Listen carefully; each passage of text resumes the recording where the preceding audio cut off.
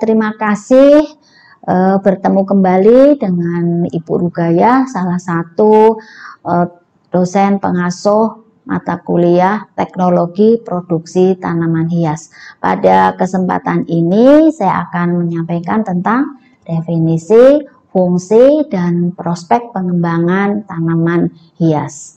Kalau belum sebelum menjelaskan yang lebih dalam, kita kenali dulu apakah pengertian tanaman hias, bagaimana prospeknya, sehingga akan lebih tertarik untuk mengembangkan. Semoga nanti bisa bermanfaat. Terima kasih. Terima kasih. Mari kita bahas tentang topik definisi, fungsi, dan prospek pengembangan tanaman hias. Capaian pembelajaran topik ini adalah diharapkan mahasiswa setelah mengikuti kuliah ini mampu memahami pengertian tanaman hias dan prospek pengembangannya. Yang kedua, mampu menjelaskan penggolongan tanaman hias dan faktor yang mempengaruhi pertumbuhan. Nah, indikator pencapaian pembelajaran, mahasiswa mampu memahami definisi, manfaat, dan prospek pengembangan tanaman hias. Mahasiswa mampu memahami jenis-jenis tanaman hias yang prospektif dan fungsi masing-masing jenis tanaman hias tersebut. Nah, pengertian tanaman hias itu sendiri. Apakah tanaman hias? Tanaman hias adalah tanaman yang dibudidayakan karena memiliki nilai keindahan. Jadi di sini penekannya adalah pada nilai keindahan. Nah, karena indah, maka punya harga jual. Nah, dari mana keindahan ini bisa dilihat? Nah, keindahan ini bisa dilihat baik dari sebagian bunga, daun, batang, atau seluruh bagian tanaman seperti bonsai, dan dapat juga berfungsi sebagai dekorasi dalam atau luar ruangan. Untuk apa? Untuk meningkatkan estetika lingkungan, dan juga bisa digunakan sebagai rangkaian bunga, terutama dari bunga potong. Jadi luas ya pengertian tanaman hias ini. Nah, apa manfaat tanaman hias? Tanaman hias ini bisa dimanfaatkan dalam bentuk sebagai bunga potong untuk rangkaian atau bunga tabur, sebagai bunga pot baik untuk hiasan di luar ruangan atau outdoor, dan di dalam ruangan indoor. Kemudian tanaman hias bisa berfungsi sebagai pengisi taman, ya, landscape. Kemudian tanaman hias ini juga ada yang digunakan sebagai bahan kosmetik atau parfum. Jadi ditanam, ditata secara rapi, bisa dinikmati keindahannya. Bunganya bisa dipanen untuk bahan kosmetik atau parfum. Kemudian tanaman hias juga bisa digunakan sebagai penyedap minuman, misalnya kayak melati, kemudian rosella, ya itu minuman. Kemudian tanaman hias juga bisa digunakan sebagai bunga kering, terutama kamboja, itu sampai diekspor ke Hong Kong. Nah, prospek pengembangan tanaman hias ini cukup bagus. Kenapa? Kesadaran untuk menciptakan lingkungan yang indah. Jadi lingkungan indah dan asri, baik di rumah tinggal, perkantoran maupun tempat rekreasi. Dengan adanya COVID kemarin itu tanaman hias menjadi trending topik, terutama di kalangan ibu-ibu rumah tangga, biar tidak merasa jenuh tinggal di rumah, maka kegiatannya, aktivitasnya yaitu bertanam tanaman hias, berbagai jenis tanaman hias. Sekarang udah mulai menurun pamor tanaman hias, tapi tetap diperlukan karena untuk mempercantik lingkungan. Nah, prospek berikutnya adalah bisa mengurangi polusi udara, khususnya daerah kawasan industri dan jalan raya, karena ada tanaman hias sebagai penyerap polusi. Yang mungkin paling mudah dikenal dan diingat adalah lidah mertua atau sansevieria. Itu bisa digunakan, dan masih banyak jenis lain tanaman-tanaman hias yang banyak ditanam di median jalan tol. Itu sebagian gunanya untuk penyerap polusi. Kemudian untuk melestarikan sumber plasma nutfah tanpa ada budidaya, untuk kelanjutan kehidupan tanaman tersebut nantinya akan punah. Yang berikutnya adalah pemenuhan dalam kebutuhan upacara adat. Misalnya kayak Bali itu banyak menggunakan kamboja, bunga asoka ya, untuk keagamaan atau untuk pesta. Dan yang terakhir adalah sebagai penangkal SBS atau Sick Building Syndrome. Apakah itu SBS nanti dijelaskan. Nah, inilah SBS, Sick Building Syndrome. Jadi bukan penyakit disebabkan oleh misalnya adanya virus atau bakteri atau jamur, tetapi penyakit ini disebabkan oleh penggunaan bahan-bahan bangunan yang mengandung senyawa kimia seperti formaldehid, bensin, trichloroethylene yang menyebabkan mata pedih dan gangguan pernapasan. Jadi kalau kita masuk ke bangunan yang misalnya baru dicat atau baru selesai rehab, itu rasanya kurang nyaman. Nah, ada beberapa jenis tanaman hias yang bisa diletakkan di dalam ruang yang mampu menyerap zat-zat penyebab mata pedih. Nah, di antaranya jenis-jenis tanaman hias penangkal SBS itu adalah philodendron, spathiphyllum, aglonema, divenbasia. Nah, ini tadi sebagian sudah ditayangkan pada pengenalan jenis, mungkin yang tadi lewat aglonema, tapi aglonema semua ibu-ibu rumah tangga aja pada mengenal ya, apalagi kalian, jadi tidak asing lagi. Nah, semua itu yang digunakan sebagai penangkal SBS adalah mayoritas dari famili Araceae. Jadi famili Araceae ini tanaman hias bunga yang mayoritas kelompok tanaman hias daun. Nah, hati-hati dengan famili Araceae ini, terutama kalau membuang daunnya atau mau memperbanyak dengan memisahkan anakan atau mau memotong untuk diperbanyak dengan cara setek. Hati-hati apa dengan getahnya. Kenapa? Getah famili Araceae ini mengandung kalsium oksalat yang bisa menyebabkan rasa gatal-gatalnya itu gatal-gatal agak panas. Ini contoh spathiphyllum, philodendron yang bisa digunakan tadi untuk SBS. Jadi tentunya harus tanaman yang cocok di dalam ruangan, yaitu apa? Ciri tanaman yang syarat tanaman yang cocok di dalam ruang, ya dia mampu tumbuh pada kondisi intensitas cahaya rendah, sirkulasi udara terbatas. Tuntutan konsumen pada tanaman hias itu tergantung jenis tanaman hiasnya dan pemanfaatannya. Kalau tanaman hias sebagai bunga potong, maka tuntutan konsumen itu menghendaki warna mahkota yang menarik, tidak mudah layu dan rontok, dan memiliki tangkai panjang. Karena dengan tangkai panjang bisa diatur penggunaannya sebagai apa. Nah, kalau sebagai bunga pot, maka penampilannya itu serasi dengan wadahnya, nampak rimbun dan kompak. Kalau misalnya bunga pot ini dari tanaman hias daun, maka daunnya itu utuh. Jadi dari permukaan bawah tanah sampai ujung itu tidak ada yang cacat, itu lebih menarik. Nah, tanaman hias sebagai indoor, jadi untuk hiasan di dalam ruang, itu didominasi oleh tanaman hias daun atau istilahnya foliage plant. Nah, ini tadi Ibu singgung sedikit, sekarang bisa dilihat apa syarat tanaman hias indoor atau tanaman hias dalam ruang. Jadi tahan disimpan di dalam ruang paling enggak 1-2 minggu, boleh lebih.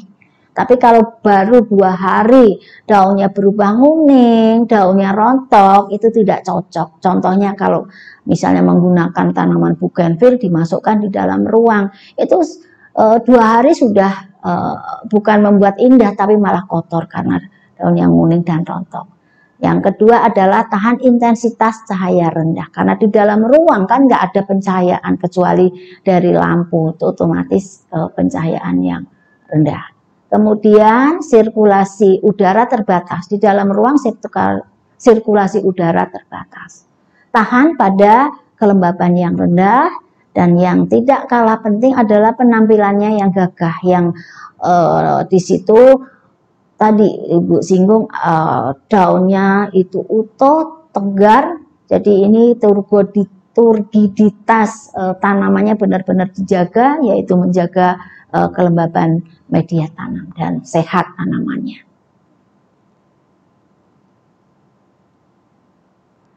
Nah, gimana untuk menciptakan penampilan tanaman yang indah tadi?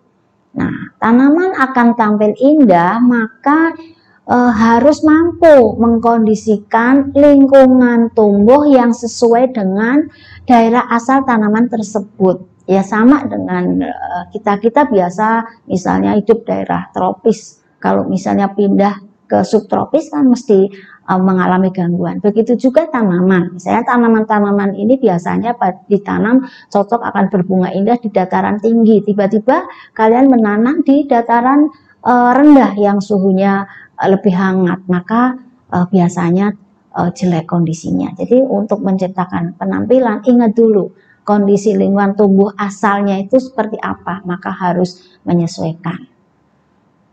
Yang kedua, membuat keunikan yang tidak dijumpai jika tumbuh secara alami. Contohnya misalnya tanaman itu secara alami tumbuhnya perdu atau liana. Apa itu liana? Liana adalah jenis tanaman berkayu yang tumbuhnya merambat. Nah, ini bisa dibentuk menjadi tanaman hias dalam pot yang pendek, pendekar, pendek, kekar dengan bunga yang kompak, bunganya banyak. Misalnya tadi kayak sudah dicontohkan itu bungur Cina, kemudian alamanda, kemudian melati. Itu bisa dijadikan tanaman asoka, bisa dijadikan tanaman hias pot yang pendek tapi bunganya banyak. Yang kedua, memacu munculnya anakan yang lebih banyak sehingga terkesan rimbun. Nah, ini cocok untuk tanaman-tanaman hias daun. Jadi tanaman itu menutupi semua permukaan pot karena daun-daunnya yang rimbun dan sehat. Misalnya anthurium, aglonema, keladi. Melihat tanaman-tanaman ini akan sebagai tanaman hias pot akan indah apabila daunnya utuh dan bisa menutupi medianya, itu akan lebih menarik. Nah, berikutnya adalah memacu pembentukan cabang dan bonggol yang besar. Jadi kalau misalnya melakukan penyambungan penyambungan untuk bougainville atau untuk adenium, maka itu diharapkan terbentuk cabang-cabang yang banyak dan setiap cabang itu muncul bunganya. Untuk bonggol besar itu lebih cenderung ke adenium. Jadi adenium yang memiliki bonggol besar, percabangan banyak, dan setiap cabang muncul bunga, maka tampilan keindahannya, nilai estetikanya akan lebih tinggi dibandingkan yang biasa, umum. Nah, ini contoh tanaman hias sebagai bunga pot. Tanaman hias bunga pot ada kelompok tanaman hias daun dan ada kelompok tanaman hias bunga. Untuk tanaman hias daun tadi sudah diungkapkan di depan, mayoritas adalah golongan atau famili Araceae. Apa saja? Di antaranya adalah aglonema, anthurium, philodendron, Scindapsus itu sirih ya, sirih gading, jadi Scindapsus atau sirih banda, kemudian keladi. Berikutnya adalah tanaman hias bunga. Ini tidak asing lagi, kayak krisan, mawar, kastuba atau poinsettia ya, nama ininya kastuba itu poinsettia. Nah, kemudian itu kok ada gambar ya, itu gambar tanaman hias bunga. Itu sebetulnya ya betul, tanaman hias bunga itu dari famili Gesneriaceae, Violcis. Ini walaupun tanaman hias bunga tetapi cocok untuk diletakkan di meja sebagai vas di dalam ruang. Itu salah satu contoh tanaman hias bunga yang cocok di dalam ruang. Ya, sekarang sudah jarang, ya, ini akan cantik ya apabila daunnya utuh, memang seperti bludru ya, daunnya seperti bludru, dan bunganya yang sering itu warna ungu, makanya sering juga disebut sebagai, selain Violcis, disebut sebagai African violet. Nah, ini udah jarang. Nah, peluang untuk menciptakan tanaman hias bunga yang berbeda dari alamiahnya, itu misalnya dari tanaman sakura atau bungur Cina, Clerodendron atau nona makan sirih, kemudian melati. Gimana tekniknya? Tekniknya yaitu semua jenis tanaman tersebut diperbanyak dengan cara penyetekan. Jadi kita bibitkan dulu dalam bentuk stek, kemudian stek yang sudah tumbuh akar dipindah dalam pot. Dalam satu pot paling tidak diisi 5 stekan. Nah, setelah ditanam dalam pot stekan itu, kita menerapkan perlakuan pemangkasan. Kemudian ada juga yang panjang hari dan pemberian zat pengatur tumbuh. Untuk ketiga itu sakura, Clerodendron, melati nggak perlu permainan panjang hari karena dengan hari netral pun tanaman tersebut mampu berbunga. Tapi pemberian zat pengatur tumbuh harus diterapkan karena ini fungsinya untuk membuat tanaman itu tumbuhnya pendek tapi muncul bunga. Nah, apa contoh yang menggunakan panjang hari? Contohnya adalah tadi krisan, yaitu perlu hari pendek. Nah, kita kan hari lebih cenderung ke netral, sehingga untuk mendapatkan hari pendek, panjang hari pendek, yaitu masa penggelapannya atau masa gelapnya lebih lama, selama 24 jam itu kan ada masa gelap, ada masa terang. Nah, untuk yang perlakuan hari pendek ini masa penggelapannya harus melebihi dari 12 jam, paling tidak 14 jam. Itu untuk memacu pembungaan tanaman yang tergolong SDP, short day plant, contohnya itu krisan. Kalau yang tertera di sini nggak perlu permainan panjang hari, tapi pemangkasan dan pemberian zat tumbuh itu yang perlu diterapkan. Nah, lingkungan tumbuh yang berperan. Apa lingkungan tumbuh yang berperan terhadap produksi atau budidaya tanaman hias? Suhu, ya tadi kan ada tanaman hias yang cocok di dataran tinggi, dataran rendah. Kemudian cahaya, ini cahaya yang berperan adalah intensitas, kuat pencahayaan, kualitas, panjang gelombang, dan lama penyinaran. Yang biasanya yang sering diutak-utik adalah intensitas, itu untuk mengurangi pencahayaan, biasanya dipasang dengan paranet, dan lama penyinaran atau panjang hari. Kemudian media tanam ini harus porus, aerasi dan drainasenya bagus, dan mampu menahan unsur hara dan air. Kemudian suplai unsur hara yang cukup, terutama tanaman hias bunga, karena untuk memunculkan bunga, selain kondisi lingkungan tumbuh yang berperan itu sesuai, baik suhu, intensitas cahaya, suplai unsur haranya, terutama sumber P dan K itu harus cukup. Dan yang tidak kalah penting terakhir adalah perawatan intensif, biar tanaman tersebut tumbuh sehat. Nah, ini contoh budidaya tanaman hias komersil, misalnya itu anggrek. Anggrek di sini adalah anggrek dendrobium jenis larat ya, itu anggrek spesies. Nah, ini media tanam cocok harus yang seperti apa media tanam yang cocok ini. Jadi untuk media tanam anggrek itu harus menjaga kelembaban di sekitar akar, itu harus tetap porus ya, tetap lembab, kemudian porus di sini sirkulasi udara lancar, karena akar anggrek kalau sirkulasi udaranya nggak lancar mudah busuk. Kemudian media tersebut dapat menahan hara yang diberikan.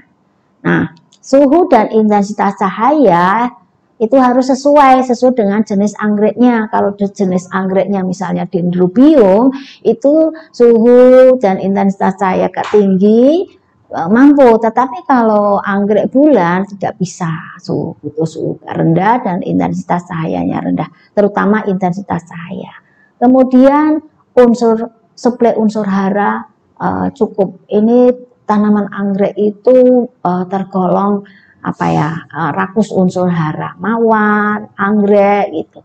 Nah, ini memang tanaman-tanaman hias bunga atau flowering plant, lebih cenderung kebutuhan unsur haranya lebih tinggi dibandingkan dengan tanaman hias daun. Nah, ini untuk bunga potong, misalnya jenis anggrek. Kalau tadi anggrek dendro itu lebih cocok sebagai bunga pot. Sebagai bunga potong ada Vanda Douglas, Arachis, kalau jengking, golden shower. Walaupun golden shower itu ditanam di dalam pot, tapi biasanya dipanen bunganya untuk rangkaian vas.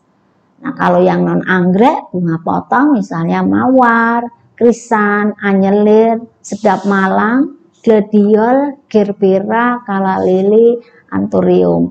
Itu yang terpampang di foto adalah contoh gladiol. Kalau krisan nggak asing lagi yang di bawah itu krisan.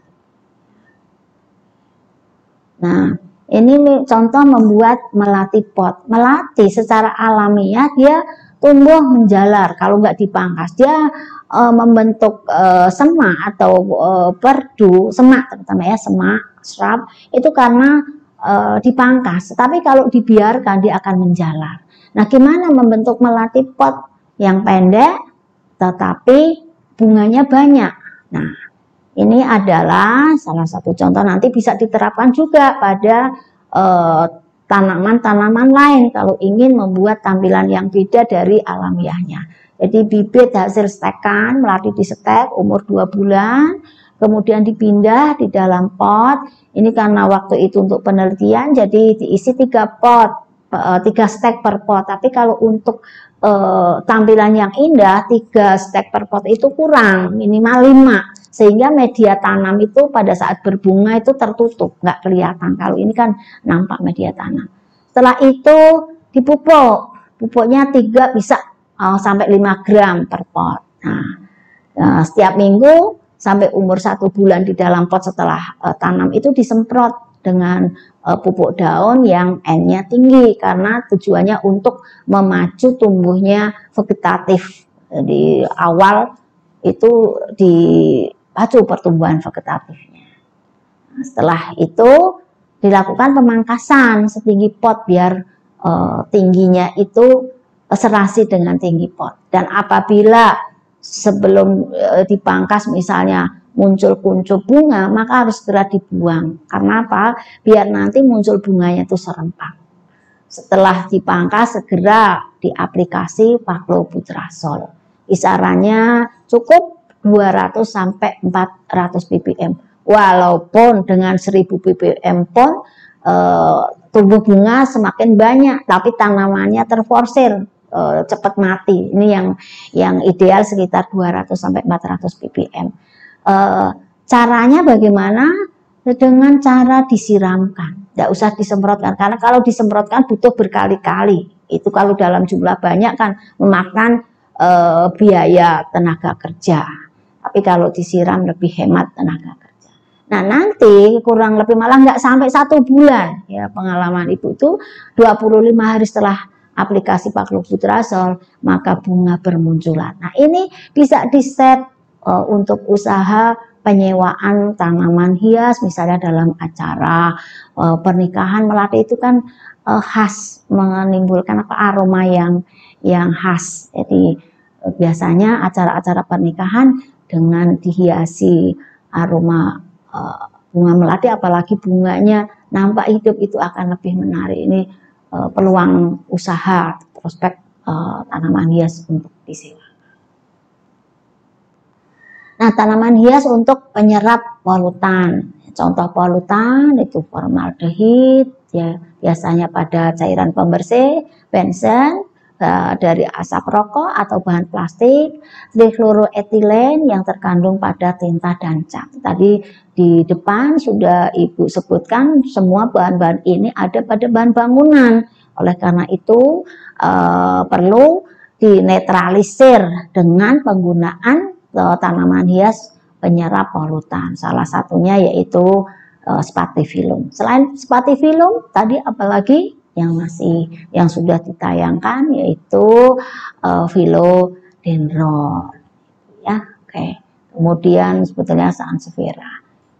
Di puring, kalau puring tuh nggak cocok, ya memang mampu menyerap polutan tapi tidak cocok digunakan sebagai SBS, karena SBS itu lebih cenderung di dalam ruang. Nah, kalau aglonema itu bisa ya dalam ruang.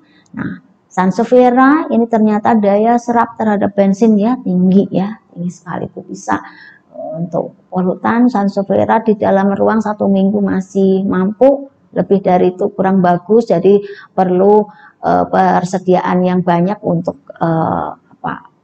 jadi yang satu dimasukkan, satu dikeluarkan, ganti ya.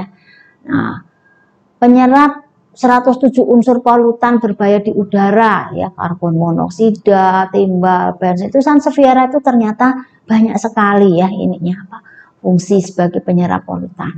Jadi dan jenisnya itu banyak, 600 lebih jenis sansevieria ya. Itu jadi selain keindahan, kecantikannya, bentuk-bentuk tanaman sansevieria ini dari daunnya, warnanya, dan yang tidak kalah penting adalah fungsinya sebagai penyerap polutan. Nah, ini contoh sansevieria. Jadi selain indah, cantik, bisa juga digunakan sebagai penyerap polutan. Nah, apalagi cordyline atau hanjua ya. Itu dia bisa menyerap trichloroetilen, benzen, formaldehid. Tapi ini cordyline bukan untuk di dalam ruang, tidak cocok jadi penyerap polutan di luar ruangan. Nah, kemudian ficus ya, ficus itu contoh karet kebo, itu ada juga yang meletakkan di dalam ruang tapi maksimal 1 minggu ya, lebih dari 1 minggu kurang bagus. Kemudian Chlorophytum ini nggak cocok kalau di dalam ruang, ini cocok bagus sebagai pot gantung. Jadi selain sebagai pot gantung, hiasan gantung, itu juga mampu menyerap gas karbon monoksida. Ya, nih, formaldehid. Nah, itulah contoh-contoh untuk penyerap polutan. Nah, ini cordyline ya, penyerap polutan. Kalau yang dua sebelah kanan itu bukan penyerap polutan tapi untuk keindahan ya, itu bisa lili, kala lili untuk border. Yang di bawah adalah begonia, bisa untuk bedding plant, itu di Taman Bunga Nusantara yang ambil foto di sana. Nah, sirih Belanda atau devil ivy itu juga bisa digunakan penyerap polutan, yaitu formaldehid dan benzen. Kemudian neprolepsis, ini golongan paku ya, fen, paku-pakuan. Itu contoh tanamannya itu di bawah. Jadi penyerap formaldehid ya. Ini bisa di dalam ruang, tapi biasanya seringnya itu dibuat sebagai hanging plant atau pot hiasan, pot gantung. Neprolepsis. Nah, ini contoh berbagai jenis tanaman ya. Itu ada bunga potong gladiol, kemudian spati film, itu tadi bisa untuk penyerap polutan, neprolesis. Kalau siklamen ini enggak jadi sebagai hiasan ya, bunga pot ya. Gladiol bunga potong. Nah, ini tadi sudah dikenalkan waktu pengenalan berbagai jenis tanaman hias, yaitu golongan Dracaena, dan yang paling atas pojok kiri, ya itu Monstera. Itu sumber bacaan dari tanaman hias berbunga indah, kemudian tanaman hias daun, kemudian your indoor garden, dan tanaman hias ruangan.